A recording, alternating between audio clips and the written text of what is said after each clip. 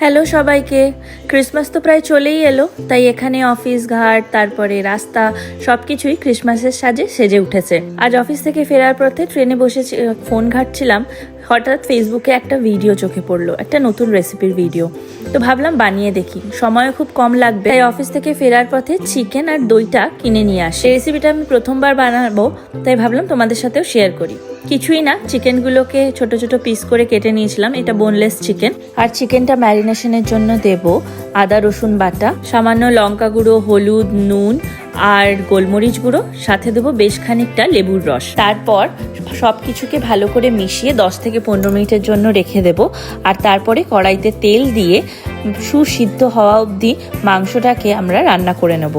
যতক্ষণ চিকেনটা রান্না হচ্ছে ততক্ষণে সাইডে দইয়ের মিশ্রণটা বানিয়ে নেব। তার জন্য দই নেব বেশ খানিকটা পরিমাণ। আর আমাদের এখানে দইটা যেহেতু একটু ঠিক, তাই আমি একটু জল মিশিয়েছিলাম সামান্য একটু পাতলা করার জন্য। আর দইয়ের মধ্যে দিয়ে দেব পরিমাণ মতো নুন আর চিনি।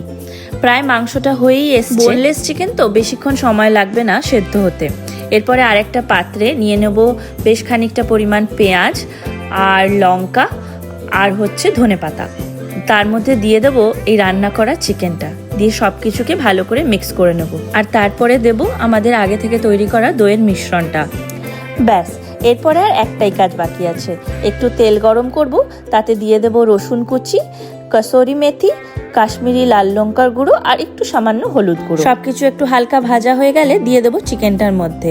এরপরে সবকিছু একসাথে মিশিয়ে নেব। তাহলেই তৈরি হয়ে যাবে চিকেনের এই রেসিপিটা।